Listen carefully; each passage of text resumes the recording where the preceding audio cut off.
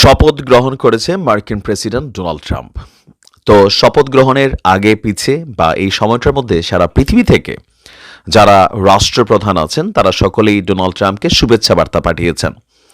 এর মাঝখানে আমাদের বাংলাদেশের বর্তমান সরকারের যিনি প্রধান আছেন, অন্তর্বর্তী সরকারের প্রধান উপদেষ্টা ডক্টর মোহাম্মদ ইউনূস, তিনি আসসালামু আলাইকুম রাহমাতুল্লাহি ওয়া বারাকাতুহু। দর্শক শ্রোতা, বাংলাদেশে ভাবছিল ডোনাল্ড ট্রাম্প পাশ করার পরে বাংলাদেশের একটা ভালো সুসংবাদ আসবে, কিন্তু দেখা গেল ব্যতিক্রম হয়ে গেছে। দর্শক শ্রোতা, আপনারা অনেকেই জানেন ডক্টর ইউনূস উপদেষ্টা হিসাবে বাংলাদেশে কাজ করছেন। দর্শক শ্রোতা, আজকের ভিডিওটা ধৈর্য সহকারে দেখুন। চলুন আমরা মূল ভিডিওতে চলে যাই।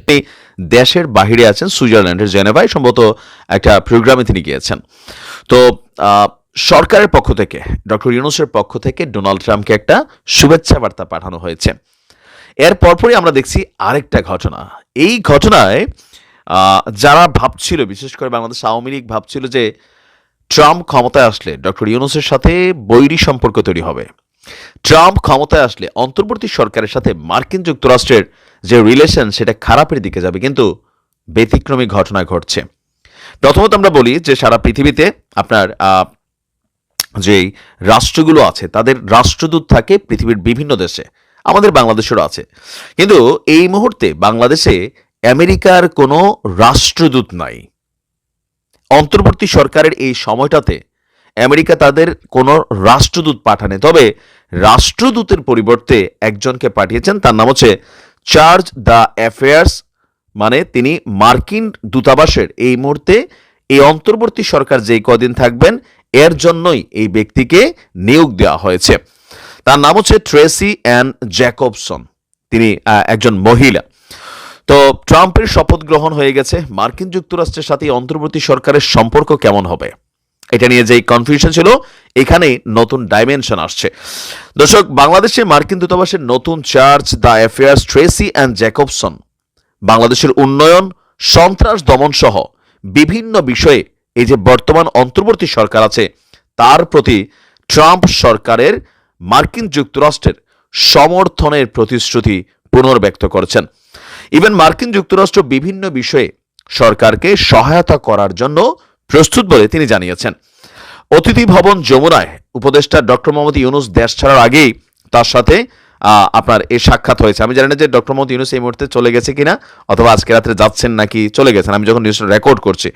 তো এই সময় প্রধান উপদেষ্টা বাংলাদেশের চলমান সংস্কার উদ্যোগ, জুলাইয়ের ঘোষণায় রাজনৈতিক ঐকমত্য, এগুলো গড়ে তোলার জন্য সরকারের প্রচেষ্টা এবং পরবর্তী সাধারণ নির্বাচন পরিকল্পনা সম্পর্কে আমেরিকার এই চার্জ দ্য অ্যাফেয়ার্সকে অবহিত করেন। আমরা যদি ধরি যে পৃথিবীর কারোর কাছে বাংলাদেশের জবাবদিহিতা আছে কিনা, আছে। মার্কিন যুক্তরাষ্ট্রের সাথে একটা জবাবদিহিতা অদৃশ্যভাবে থাকে। সো এই চার্জ দ্য অ্যাফেয়ার্সের সাথে ডক্টর মোহাম্মদ ইউনূস অন্তর্বর্তী সরকারের বিভিন্ন রূপরেখা, বৈদেশিক নীতি, পররাষ্ট্র নীতি, ইভেন নির্বাচন, গণতন্ত্র, এইগুলো নিয়ে তিনি কিন্তু ব্যাপক আলোচনা করেছেন। ইভেন আমেরিকাকে মোটামুটি তিনি বুঝাইতে সক্ষম হয়েছেন বলে আমরা মনে করছি।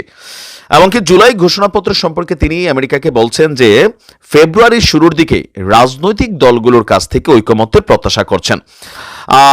ইভেন এছাড়া ঐকমত্য গড়ে তোলার জন্য রাজনৈতিক মহড়াকে কঠিনও বলে অভিহিত করেছেন। একই সঙ্গে প্রস্তাবিত ঘোষণার থিম ঐক্য হবে বলে জানিয়েছেন। তো আপনার মার্কিন চার্জ দ্য অ্যাফেয়ার্স কিছু সাংবাদিকদের গ্রেপ্তার এবং ধর্মীয় সংখ্যালঘুদের বিরুদ্ধে কিছু সহিংসতার প্রতিবেদন নিয়ে ডক্টর ইউনূসের সামনে উদ্বেগ প্রকাশ করেন। এই সময় ডক্টর ইউনূস বলছেন যে তার সরকার দেশের প্রত্যেকের জন্য ন্যায় বিচার নিশ্চিত করতে প্রতিশ্রুতিবদ্ধ। প্রায় ঘণ্টাখানেক যাবৎ দুজনের মধ্যে এখানে এই বৈঠকটা হয়েছে। এর পাশাপাশি এ নিয়ে প্রতিবেশীদের সাথে ঢাকার সম্পর্ক, রোহিঙ্গা সংকট সমাধানে অগ্রগতি, মিয়ানমারের নিরাপত্তা পরিস্থিতি, এই সকল বিষয়েও আলোচনা হয়। প্রধান উপদেষ্টা বলছেন যে বাংলাদেশ সব প্রতিবেশীর সঙ্গে সম্পর্ককে গুরুত্ব দেয়। তিনি আপনারা বলছেন যে বাংলাদেশে মার্কিন তুলার একটি শীর্ষ আমদানিকারক দেশটিকে আরও বেশি পোশাক, টেক্সটাইল আমদানি করার আহ্বান জানিয়েছেন। আর এখানে আরও অনেকেই উপস্থিত ছিলেন।